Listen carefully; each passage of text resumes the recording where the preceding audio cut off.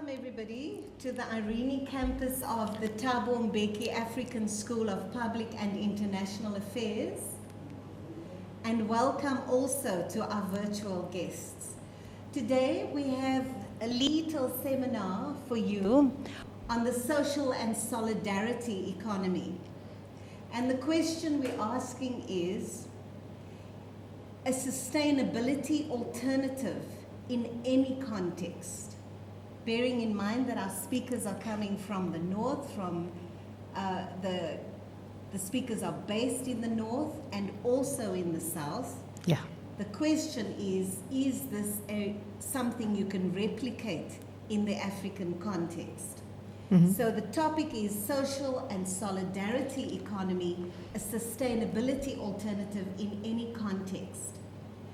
We'll allow this, I'll do a brief introduction, and then we will allow the speaker to go until around 1:15. We're hoping that our technology works well because she has some beautiful videos that she wants to share with you. And then we'll have a discussion from 1:15 to 1:45. So we don't want to keep you too long today. Just for a little while, we want to talk with you about this very important project, this very important idea, this very important initiative. Today's seminar is organized by the Citizenship Studies focus area of the school. We have 10 thematic areas in the Citizenship Studies focus area.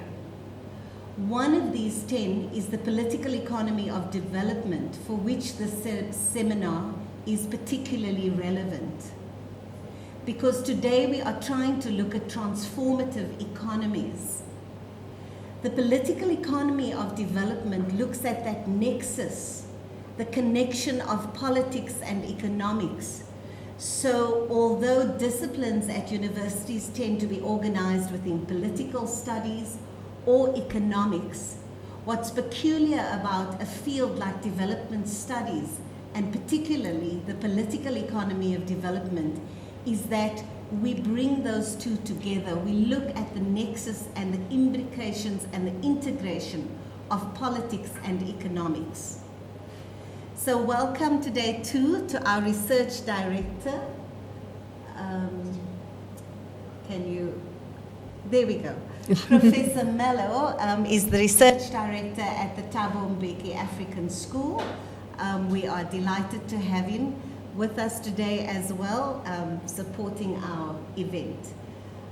Thanks as well to our communications team and to Liza, who prepared a few refreshments. And once again, greetings to our online participants.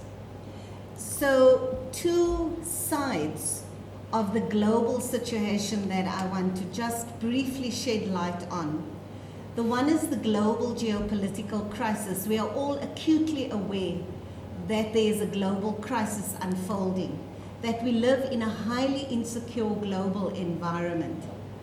Currently, unlike the world wars that we experienced in the 20th century, the way in which this crisis is unfolding is at regional levels. So we see a proliferation of regional conflicts, regional conflagrations.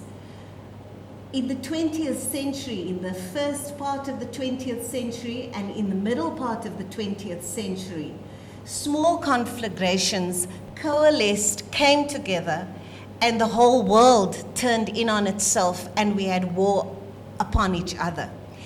If our current regional conflicts, if the same thing happens, if it scales up into a global economic, a global political conflict with key hegemonic and counter-hegemonic powers in the lead, we may face another world war scenario. The technological difference, however, is that we have nuclear warfare at the fingertips of some very gung-ho, militaristic, patriarchal leaders in the globe. So this is a dangerous and uncertain and insecure environment.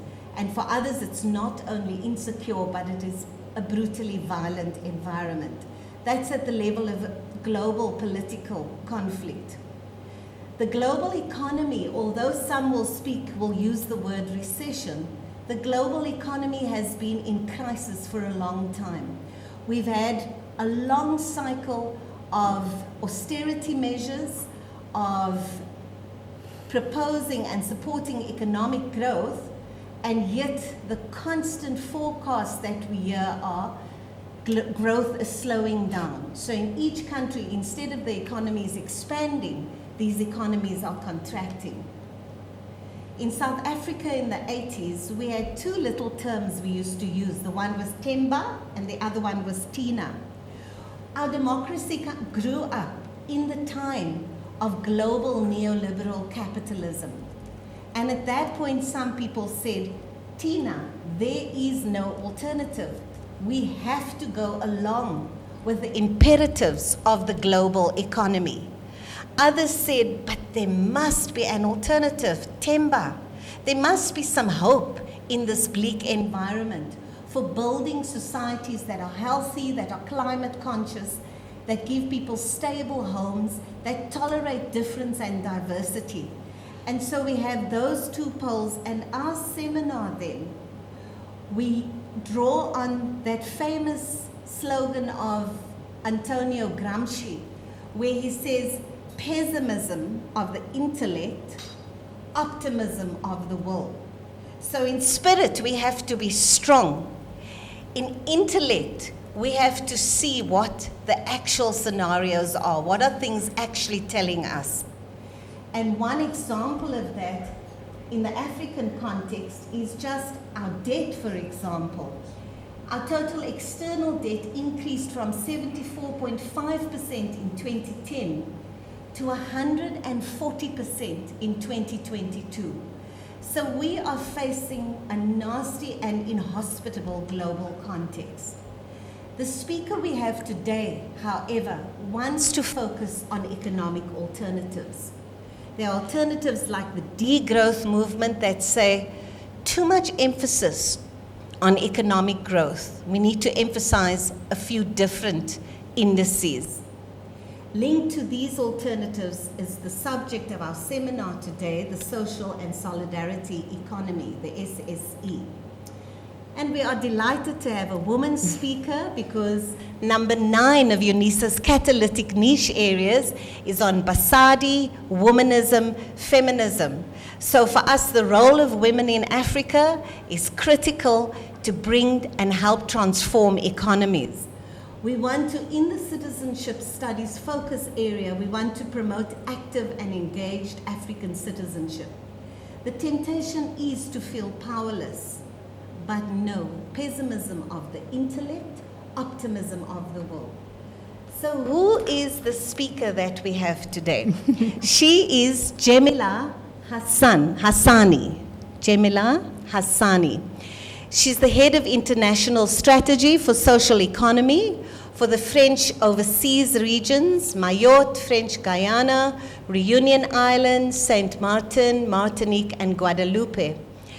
Her passionate work in social economy was enriched from a 5+ years of experience of supporting favorable ecosystems of the model, as well as building cooperation with East Africa and other islands of the Indian Ocean region. So our seminar today also touches on the marine studies catalytic niche area of UNISA, which is our first CNA, the first catalytic niche area. Thanks to her work led from Mayotte, she's an inhabitant and an original citizen of Mayotte. As an experiment, she has been recognized in the top 100 women social innovators by Euclid Network in 2022, achieving the SDG 7. So we have our sustainable development goals there as well, partnership for the goals.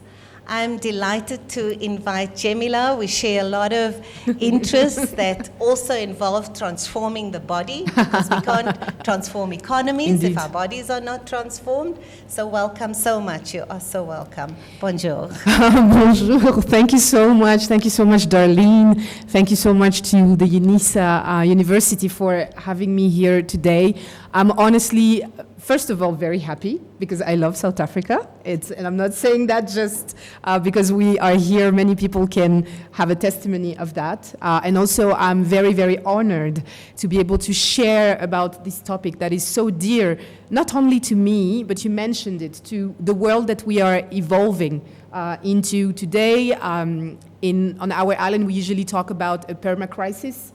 That is happening at the same time at different places, but since we are all interconnected, usually then we are all concerned, about that. And I like the fact that you were asking, first of all, is social and solidarity economy, is it sustainable in any context? Well, my response is yes, because it is an economy of resistance, honestly. And in what we have observed in the last years, and even when we look at secular forms of economies, whether it is in France or even on the own island of Mayotte, we can see that it has always been an economy of resistance. What I mean by that is that usually human beings have always had some forms of exchanges, I don't know if you are aware, but back home in Mayotte, I'm going to talk of what I know. You're having something that's called the Musada or the Shikowa, which are like self-help groups where communities all gather together to be able to build the home of my neighbor, or maybe to have some studies financed, So that's the kind of forms of resistance of economy that we have found in, like, for instance, my community. And I know that if we look at South Africa, or if we look even at other countries that we have studied, such as Tanzania or Kenya, we can see such secular forms of economies that are an economy of resistance. So thank you so much for that great introduction, Darlene, because it allows me today to say that it is sustainable, social and solidarity economy, and we have experimented it, especially from the island of Mayotte.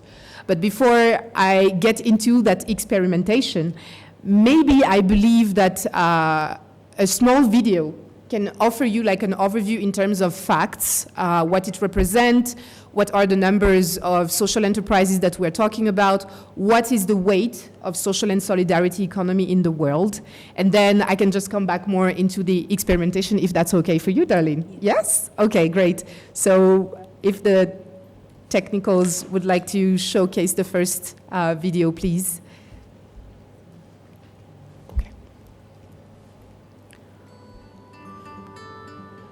Social and solidarity economy has been considered in France as a useful and collective form of entrepreneurship since 2014. Members within SSE enterprises associate, cooperate, and pool their resources, lending social utility and democracy to the service of the economy. These companies consist of cooperatives, mutual societies, associations, foundations, and some commercial companies, all of them placing humankind at the heart of their project. Did you know that 12% of the world's population is a member of one of the 3 million cooperatives around the world? In Europe, SSE employs nearly 14 million women and men who are making a significant contribution to the economy. With gaining momentum, in 2016, 1 in 4 new European businesses is in the SSE sector. France is the first European country to have introduced a law and developed institutions. Today, there are 18 regional or territorial SSE chambers, which are grouped together under the National Umbrella Body for Social Economy, ESS France. In mainland France, 1 in 10 private companies is a SSE company. They employ more than 2 million people. This shows the importance of SSE in the creation of wealth. In our overseas departments and regions, SSE is a tradition that is part of the DNA of our societies. In fact, the 4,928 SSE companies in the French overseas departments and regions generate more than 52,000 jobs and nearly 1.5 billion euros in gross payroll per year. If the overseas territories are good students in terms of SSE, they are equally good in terms of gender equality. Indeed, 58% of decision-making positions are held by women. Mayotte is the most dynamic of the overseas regions, and for a good reason. 14% of the island's private companies are SSE companies. In 2016, they generated 23% of employment. That's 1 employee out of 4 in Mayotte who is useful to its territory and embraces the collective as a means of production. More and more Mahoran men and women are starting up cooperatives, attracted by the principle that one person equals one so voice much. in the decision-making. So the video was supposed to be stopped earlier. Yes, because the rest is more like on the technical aspects of the projects. But I like to share these facts just so people can have a little bit of an idea of what social economy represents and also how impactful it can be in territories such as French overseas regions. But before I dig deeper into how the experimentation went in Mayotte, I'd like to speak more about like my background. Because I have a background in, I come from a business school which is specialized in tourism management, and I know that when I finished my master's, my MBA, where I did like several exchange programs in the US, in India, in Bangalore, I was like, there's something that doesn't really feel nice, to me, because I love business and I think like it's a good way to create jobs and everything, but then I was like, how can we integrate more the human and the environmental aspect into business? And back then, in business schools, there were not so many people who were asking themselves these questions. And that's where I started to dig deeper into like territories, how much of like the money that is being made is being actually transferred into the local populations, et cetera, et cetera. And that's how actually I came into consideration of social and solidarity economy, and I became very sensitive to that. And I was very lucky to participate to the teams that led that experimentation in Mayotte.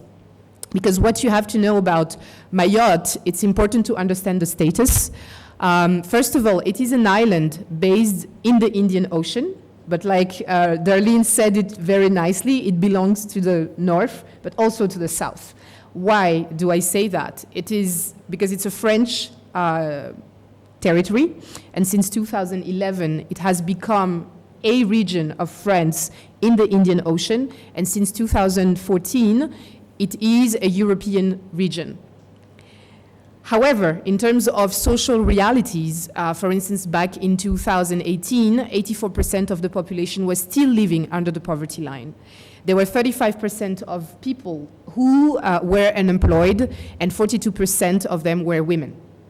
So that gives you an example. But there was like a sort of a paradox, because the society is actually very social. So in terms of tradition, like I mentioned earlier, you are going to have these self-help groups, you are going to have that collective way of doing economy that is existing. However, it was not very, very translated into the economy. Back in 2018, the economy of Mayotte was led at 50% by public order, and the rest was the household consumption, just so you can get an idea in which environment that we were involving. However, we decided not to take it in a pessimistic way. We were thinking like, there is this strong tradition of social and solidarity economy that exists, and also since we are French, we are also benefiting from one of the best laws of social economy that can exist, even if it can still be improved, of course. And we're like, how can we find something that's hybrid and still find a way to be able to exist, to be able to create some value for our territory without losing our traditions, and by staying who we are and then moving into the world as well and staying connected with the rest of the world, and more specifically the region. And when I'm talking about the region, I'm talking about the Eastern and African coast. I'm also talking about South Africa, Madagascar, and it goes as well a long way up to Australia. That's the Indian Ocean region that we're looking into. And so the experimentation was made through the Chamber of Social and Solidarity Economy of Mayotte, because in the French law, through the Article 6, every region has to have a Chamber of Social and Solidarity Economy. And that's where we started. And usually the Chambers of Social and Solidarity Economy in mainland France are, how can I say, not it's not that they're not connected to the territories, but they have a stronger ecosystem, while for us, we had to build it. We had to make it from scratch. So that's why we had to work with the public authorities to be able to have a regional strategy for social and solidarity economy, which was quite ambitious, because in that plan, 26 actions out of 34 were concerned about social economy. And we're talking about like concrete tools such as incubators, such as a social responsible procurement, such as generating spaces for women to be able to create such things. And from that ecosystem, we also wanted to really support the social entrepreneurs, because when we talk about social economy, the type of entrepreneurs that we are talking about are cooperatives, associations, like it has been said into the video, social enterprises. But usually it's any entrepreneur, especially when we are in an English-speaking country, that would like to have a social impact or an environmental impact into its country or any region that they are living into. So from there, we were quite able to build a momentum, even if we are quite a small territory, because we're talking about 255,000 inhabitants officially. But we're having like our issues of migration and everything, so we are roughly around like 400,000 people that are living there. And that momentum has been able to be built because we generated some results. We are talking about like 300 jobs that were created yearly, even if it's in a very small community. And also we are talking about a social and solidarity economy that did not imagine itself only through the island, but that wanted to be connected with their neighbors. And that's how the regional cooperation started really early with, for instance, Tanzania, Kenya, and Mozambique, where there were already like some projects that have been identified to be able to generate value for both territories.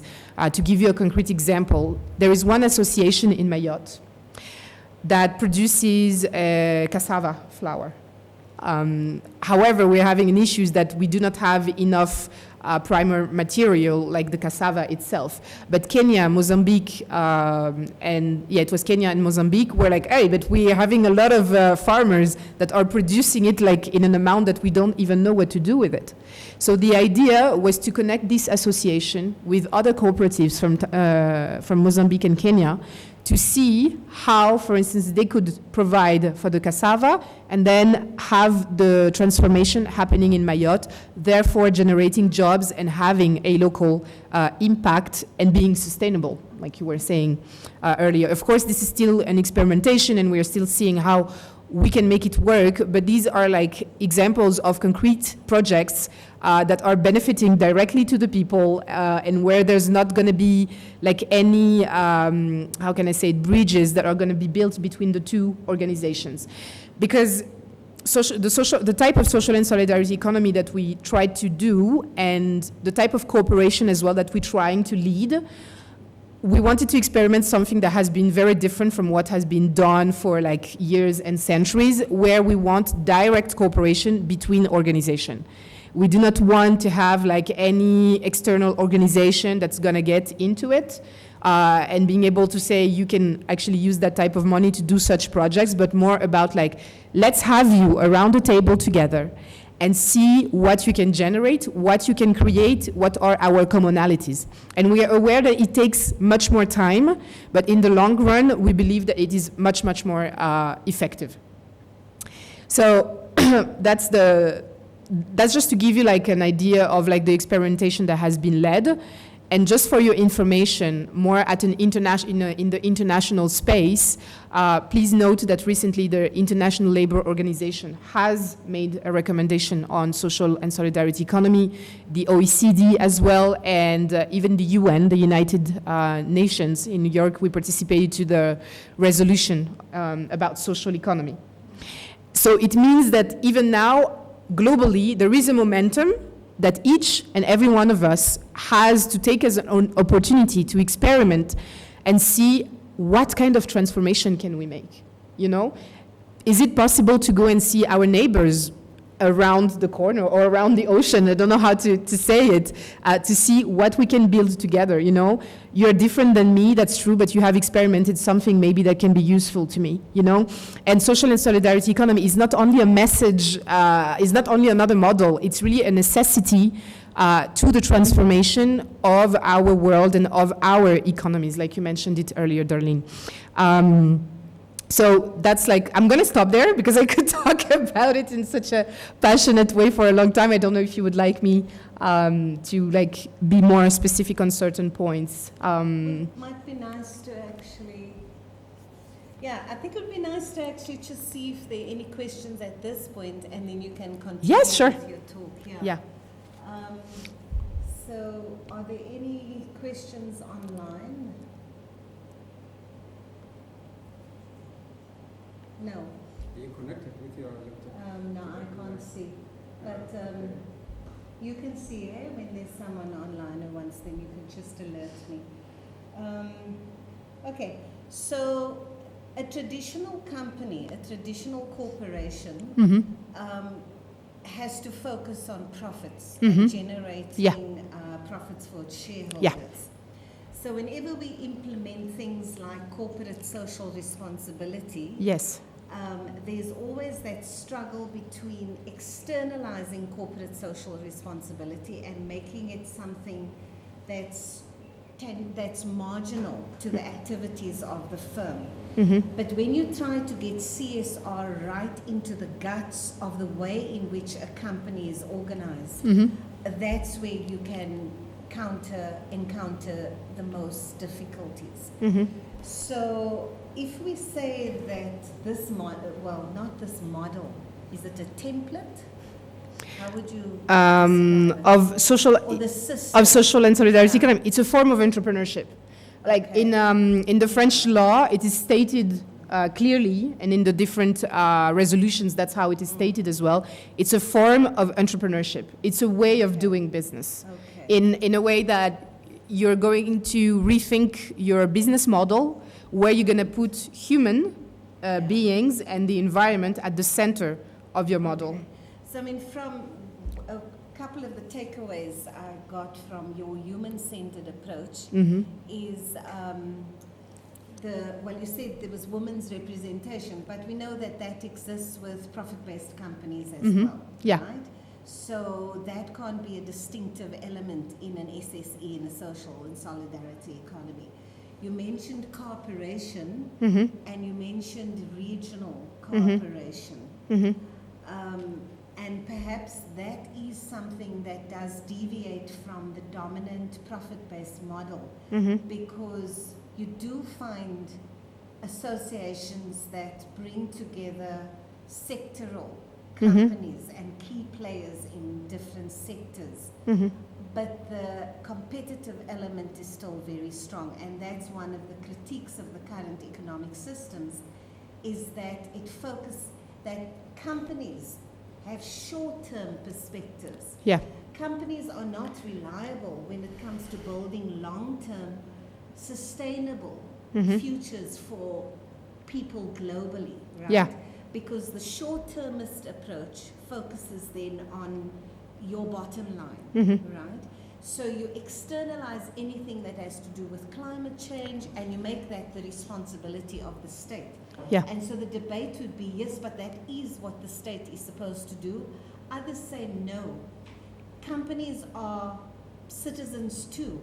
So they are corporate citizens, and to that extent they also have a responsibility that extends to the way in which their operations work.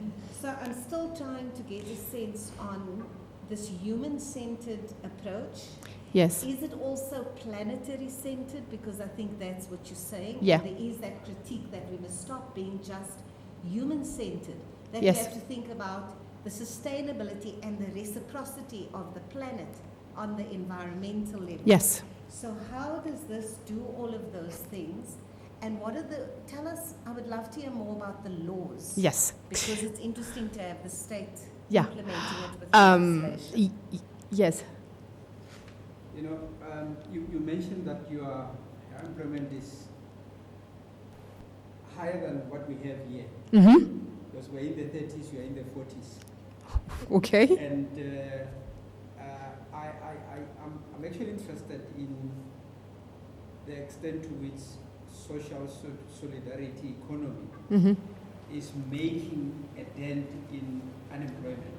Yes. Because in South Africa as well, we have government encouraging members of the public to form cooperatives Mm-hmm. so that they can get some funding to get themselves off the ground in terms of survival. Yes. So it's more of a survivalist type of approach. Yes. Because you are in poverty, you can form a cooperative Mm-hmm. just for you to work together, make enough money to survive, Mm-hmm. not to make a profit. Mm-hmm. Mm-hmm. Yes. Yes. So I want to know, to what extent in your experience is it making a dent in unemployment? Mm-hmm. Yeah.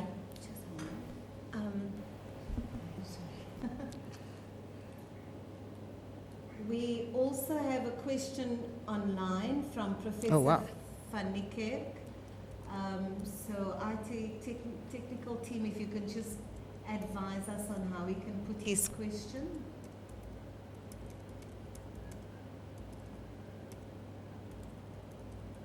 Okay, I think he's telling you, let's let Djémilah respond, and then we'll come to your question, Antoni, once they've let us know how you need to do it online. Yes. Thanks. Sure. So maybe I'm just going to go with the law because it is very important. Sorry, especially when we are talking from a French perspective, because I know it sounds a bit strange, but we are a French island, so we are benefiting directly from that law. And in that law, it is stated exactly what is social economy, what are the organizations that are concerned about social economy, and that is going to change how the social and solidarity economy is doing its management, how it's going to think about its form of production. To give you a concrete example, it's stated in the law that it is a way of doing business, a form of entrepreneurship that is putting the human and environment at the center of its model. That's the definition that you're going to find. But then it is based out of 3 principles. The first principle is that each and every person, it's called the democratic governance, and that is something that we find that is very different from English-speaking countries, for instance, because in Kenya, we've noticed that they don't have that democratic governance, while we do in the law. And basically the democratic governance is like, let's say that all 3 of us are into a cooperative, and I cannot make a decision solely based on what I want. I will have to consult each and every person to be able to have that democracy. And there has to be a vote, you know, in whatever decisions that we are making. And this is why usually social and solidarity economy is criticized, because people are going to say, oh, but it doesn't go as fast. I'm like, yes, but the goal is not to go as fast and have that only productivity and competition. The goal is to do something that is making sense for the object of what we are pursuing. You know, it's a very different logic. Then you're going to have all the other principle, which is about responsible management. It means that every profit that is made into a social enterprise, there is, I think if my memory serves me right, half of it, of 25%, and then sometimes it can be defined into the different statuses, that has to be put aside. It's like mandatory, you have to do it. And that's why when there is a crisis, we find out that social and solidarity enterprises are more resilient because they are having that reserve of money that is put aside to be able to face any challenges. And usually you do not have a lot of unemployment into like social enterprises, thanks to that. That's like the second principle. And then you're going to have the object that is like being pursued, which is going to be about like following a human object or environmental object that has been said, and it has to be stated like very clearly into the status of the organization when they will be doing it. So democratic governments, responsible management, the fact that the human center is at the heart of everything, that's what is stated into the law. But that's the only Article 1. That's only the first article, and you have more than 70 articles into that law, and it can concern corporate social responsibility. You can have, it is stated, for instance, in the law that the public actors need to make a regional strategy for social and solidarity economy that has to be elaborated with the chambers of social and solidarity economy, which are basically the umbrella bodies representing the social enterprises in a given territory. You see, and so I believe that in any context, but depends again on your territory, because the idea is not to replicate exactly what has been done into the French law, but is to go from what is happening into your territory, what are your challenges, and how you can slowly build a law or a regulation or a strategy or a plan, because depending on your country, maybe a law is not going to be that useful because it's going to be difficult to enforce it.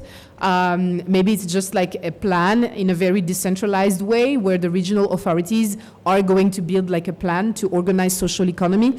That depends on actually where you are. And then there was one thing that you mentioned, Darlene, which is usually very challenging when we talk about social and solidarity economy, is how you have all the different interests of economic interests, like political interests, you know, that are going to like fight a little bit, clash a little bit, and then you're going to have also the citizens' interests. And that's where, through the democratic governance, which can be found in the French law, I believe everything can be sometimes solved. Because you need to have that dialogue. And it takes time. And you have to recognize the difference of the other. And sometimes you cannot agree now. You have to come back later. You know, and it's true that it takes more time. But like I said before, in the long run, it is better. Because then you have considered every point of view and every aspect of the project. But that requires to change as well the way we just imagine projects on a daily basis. I mean, like, do we want to go fast and then leave some on the way and not bring dignity back into the community, into the economy, sorry? Or are we looking at building something that's more consensual or collective and that is trying to take the interest of each party on the table, you know? So I hope that responds to your question. If you want to, I can like emphasize on more specific. Okay, I just need to read one of the other questions. Yes? Now. Okay. It's from Professor Anthony Fanike, and he says, please share some views on how the European and French island experience and Indian Ocean island experience with SSE is relevant to mainland Africa, where we find fragility of all kinds, for example, conflict, war, poverty, weak states. And then he cites Francois Bayard, Politics of the Belly, and Michela Wong, Time to Eat, different forms of neo-patrimonialism. Mm-hmm. So that takes us back to the question of our context in Africa. Can this have any relevance for us? Mm-hmm. Yes. Okay. So maybe I'm just going to respond to the question of David here first, and then I'll just answer to the one that has been said online. So how it is making a dent into employment, I can give you a concrete number. When the Regional Chamber of Social and Solidarity Economy of Mayotte started, the island was facing 84% of unemployment rate. Okay. No, sorry, and 84% of people who were living under the poverty line, and now there is 77% of people who are living under the poverty line. In terms of unemployment, we know that social and solidarity economy has contributed, not massively, but to slow down a little bit the unemployment rate as well as we speak today. But we believe that there still needs some efforts that needs to be done, and we are looking to have like more investment, from the regional council, for instance, even if they have been already quite ambitious, because there is a €6 million fund, for instance, that exists for social and solidarity enterprises. If they would like to develop their projects, and do some investments, that's already possible. And we really believe that has been ambitious. But if we really would like to transform this high unemployment rate, especially among women, then we'll have to need more investment. But I hope that responds to the questions. And I just would like to come back to something, Darlene, about women. I know that in the video it seems like it's only the representation that matters in terms of women employment, but it's not only about that. What we realize is that usually when we look at cooperatives association, women are mostly represented, but not only as having like a position, but really making things work and making things move. And to give you an example, in Mozambique, I know that women are mostly represented, but they're also the ones who are thinking the most of solutions that are based on social economy principles to be able to create a positive environment for them to be empowered. To give you a concrete example, in Mozambique, there were these women who were saying, we would like to work, we would like to create, of course, social enterprises, etc., but we have kids, and there's nobody to take care of them. Of course, we have our families, but sometimes that has a form of limit as well. So how can we do? And we brainstormed with them, and they were thinking of building, for instance, cooperatives with, for instance, grandmothers, or the mothers that are unemployed, that would be employed by that cooperative, that will receive a little amount of money to be able to take care of the kids, so they can have a more positive environment and feel safer if they go, for instance, looking for a job outside, or just like having an entrepreneurial project. And I know in Comoros as well, there was like an experiment like that. In Kenya as well, I know that there is a women village that exists. So these women can actually create a positive environment for them, and usually it is based on the social and solidarity economy principles. So that was just like to bring more light into that. In terms of how European and French island experience is relevant to mainland Africa, wow. I can speak from a concrete project that we've made, which is called the Business OI, which was the first experimentation of cooperation with Kenya, Tanzania, Mozambique, and Comoros. And hopefully we can bring that extension to other territories as well from the region. And what we found out is that there is so many linkages that can be made, because in Mayotte as well and in French islands, you have, for instance, a big informal economy that exists, that would need to find a way to be able to be sustainable as well. In terms of poverty, I mean, I have announced the figures earlier. There is a very high poverty rate as well in Mayotte. I mean, even if we are European, we are the poorest region after Bulgaria at a European level. So I believe there are some common grounds that needs to be created there. And I know that now, since we have an international framework, because that's the challenge that we had when we started the Business OI project, is that, for instance, not all African countries had a law or a regulation or a form of recognition of social economy in a global sense.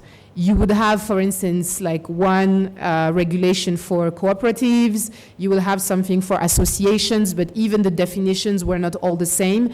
And I know that with that international framework today, there is an opportunity to be able to build something based on the experimentation that has been led in the French overseas region. Not as a way to replicate, but to serve as an inspiration and see what can work in our territory. And that's something that would need, I think, a specific, like maybe study group or whatsoever, and then we are more than open to be able to create that, to see what could be made, what are the challenges, and it is difficult to say exactly like today, this is what you can do or whatsoever. So yeah, and I hope if there is a need for me to be more precise than I can as well. Yeah, because I listened to the questions, I took some notes, but maybe there are some points that I did not discuss. Any other questions? I'm covered. Oh, you can. You're covered. Yeah. Yeah, go ahead, because, yeah. So I just wanted to bring us to the South African context. And I'll be democratic and start with Stephen Howard's question, because he wants to know, and I'll try and respond to this question as well, because it's South African specific. Yes. Does the Economic Freedom Fighters President Julius Malema's reclamation of lands to be leased to enterprises play a role in your empowerment strategy? So the way I would respond to that is to say that enterprises can have different forms of association, and there can be different kinds of ownership interventions. So, for example, Djémilah mentioned the cooperative form of ownership. What these kinds of examples show is that we don't automatically have to follow one form of enterprise or dominant forms of enterprise ownership. So yes, Malema's reclamation of land and linking that to the leasing of that land to enterprises could possibly be seen as a social economic solidarity intervention. Whether he characterizes it as that, I don't think so. I don't think it's been actively linked to this global movement on the social and solidarity economy. We have other examples in the South African context, however, for example, the food sovereignty movement, where they have tried to say that the highly monopolized nature of the food system in South Africa creates difficulties for consumers. You have price fixing of key commodities that people need to consume. You have other kinds of dodgy, fiddly corporate interventions in the food system where the same item for the same size, a box of juice, for example, but instead they have filled the juice box only up to 4/5 of its level, or the Stay Soft that you're using if you can still afford to have Stay Soft in South Africa's economy today. So those kinds of corporate practices respond to the challenges of this contracting economic environment. And what the social and solidarity economy then says, we have to find some different ways where not all the negatives of the global economy, all the negatives of the national economy fall onto citizens, and particularly fall onto women citizens who are the key citizens at the local level, at the governance of the household level. So the one thought I had about the food sovereignty movement, they look at agro-food and how you could diversify this highly monopolized agro-food system. But I think you're right, Stephen Howard, to say there may be resonances of the EFF economic program in this idea. And the reason I would say that is because this also critiques the lack of accountability of corporate citizens, particularly the monopolized corporate citizens, the ones who have the most power.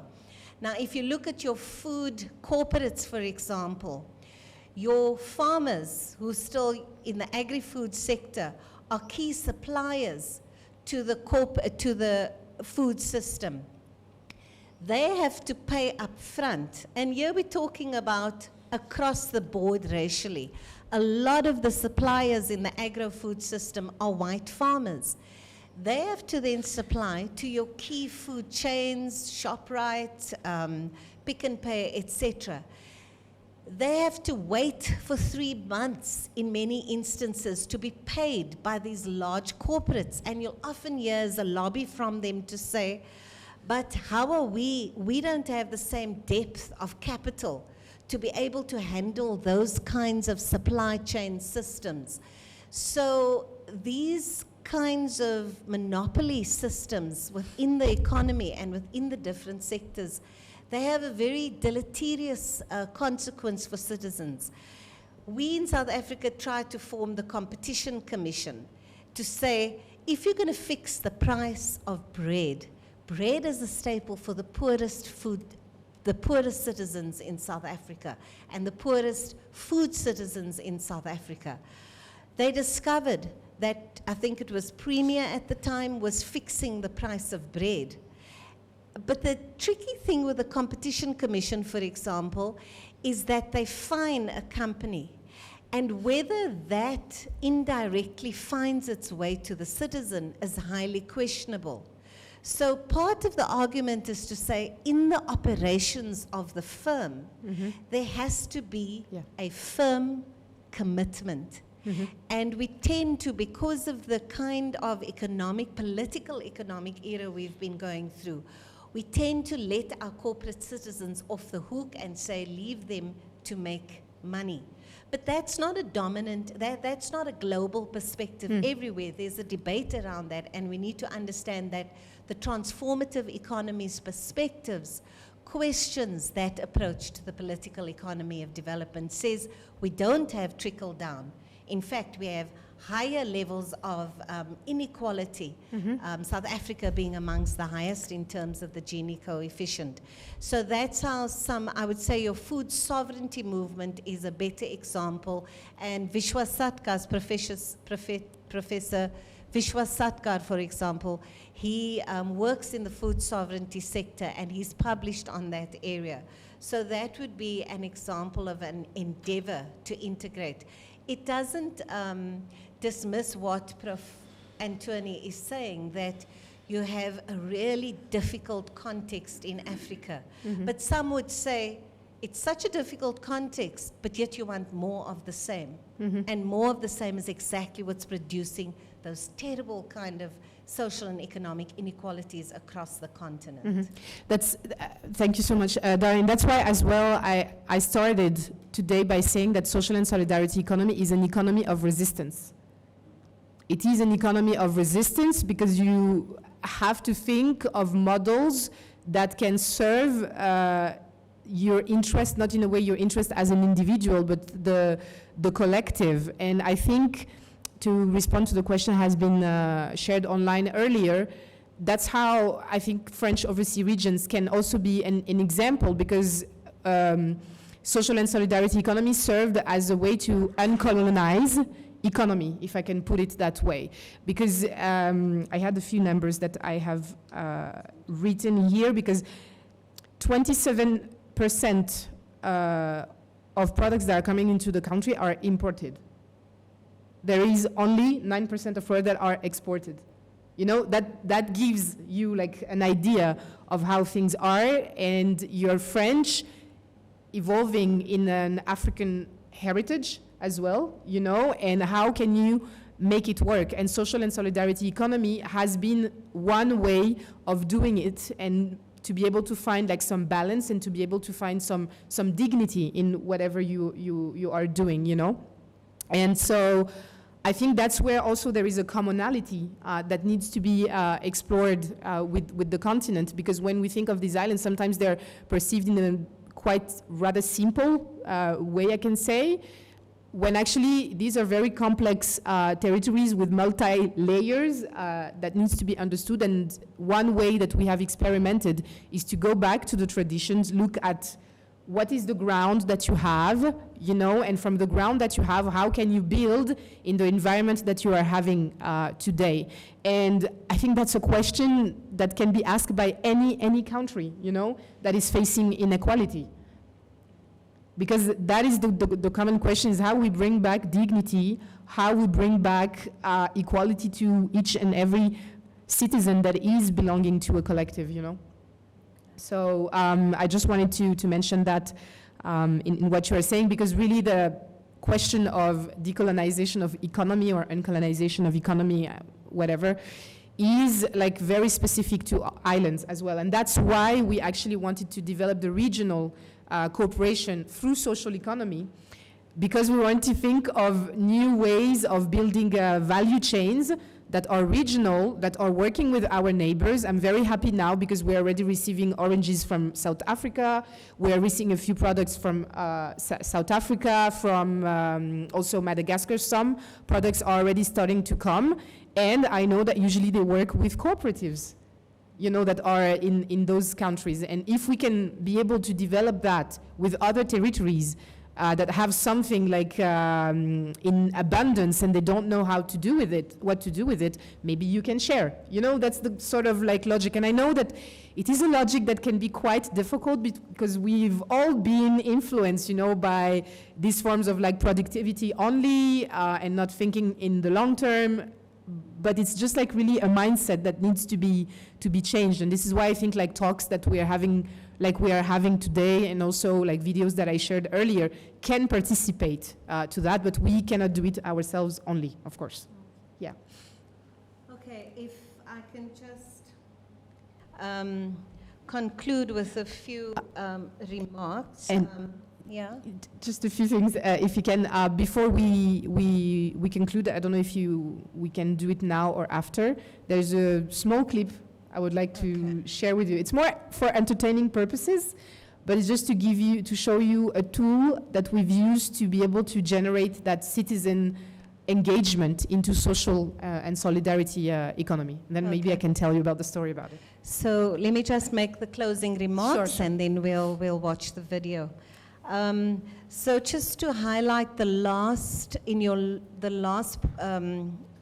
concluding moments of your talk, Djémilah, you spoke about dignity. Now, this is a word that's not often associated with the economy. There's too much work, and there's too much in the operations of companies that promotes indignity. Mm-hmm. And we need to not see dignity at variance with the creation of value. Dignity can't be at variance with the creation of society surpluses.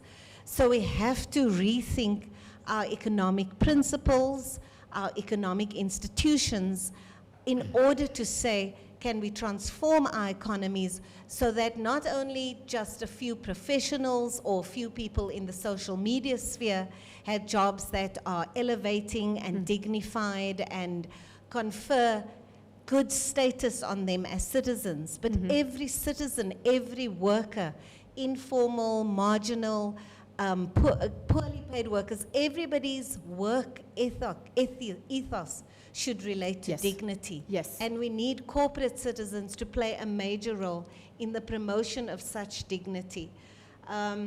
Interesting that you've spoken about the decolonization of the economy, because in South Africa, we still do have highly racialized and gendered structures in our institutions and our economic institutions and in our economies. And I would, in the food research that we're hoping to do, I would want to use this idea to look at something like the proliferation of community food gardens.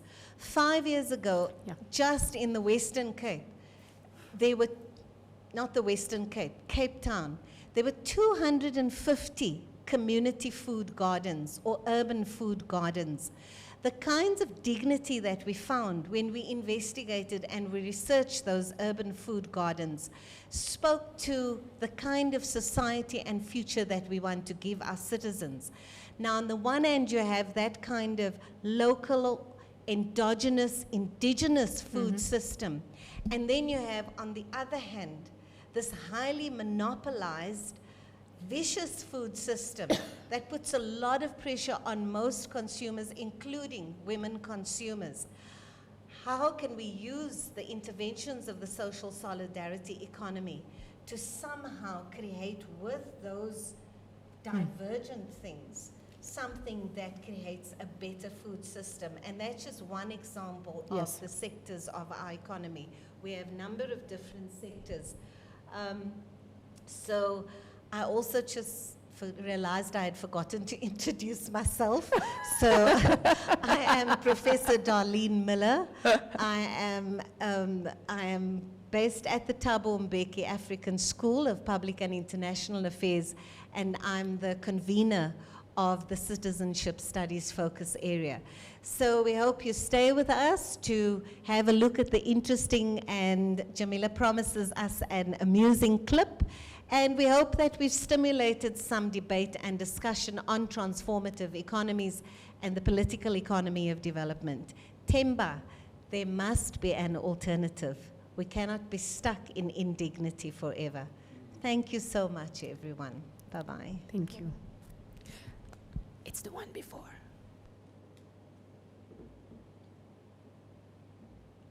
Yeah.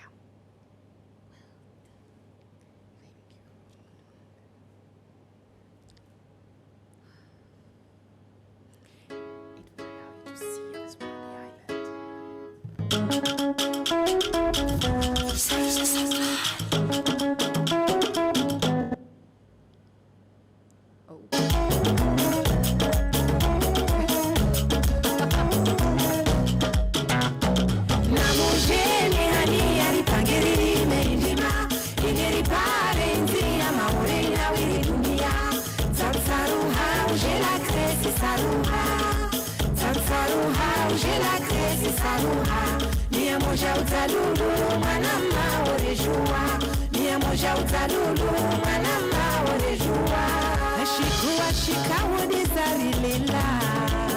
Hodina karibura kojiliana karamu za mbengo za koringulita uno maraka mwe maralishiwa ringiliane rijuliane ritenge risaidiane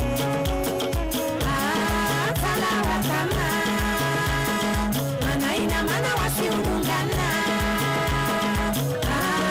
talawa kama Tofaka Namujeni hani alipangirine indima Ineripare nzia maurena wili dunia Tansaruha ujela kresi saruha Tansaruha ujela kresi saruha Nia moja utalulu manama orejua Nia moja utalulu manama orejua Ramoka konyo moja ramoka nia moja Maurito bebe narito kuna bumosha Hamiono miniri stengi ulanga Rike bumoja rike mfano wa wana Kanina katafi peni wahania Kresi dengito ya wahabu moja Talawa kama Mana ina mana wasiungungana Talawa kama Maore ya tumesu itofaka Namujeni hani alipangirine indima Ineripare nzia maore na wili dunia Tansaruha ujela kresi saruha Tansaruha ujela kresi saruha Nia moja utalulu manama orejua Nia moja utalulu manama orejua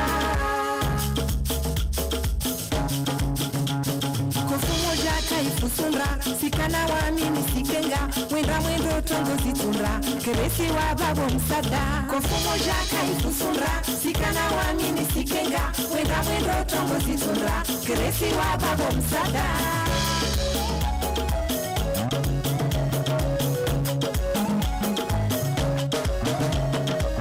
Amashi anzia na mzia Ushukita mrohania Amashi anzia na mzia Ushukita mrohania Ushukita mrohania Agresirike bumosha Ushukita mrohania Ujerita bumosha Ushukita mrohania Ritagenda bumosha Ushukita mrohania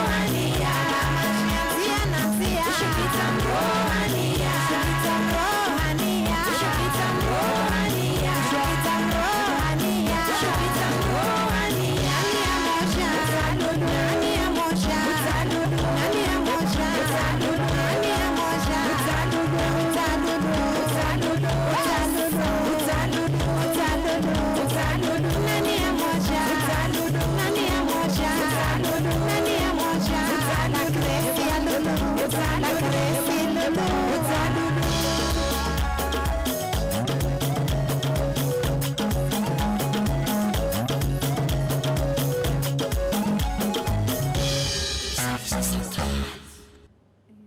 Oh, no, it's finished.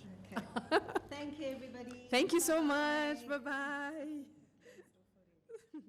Okay.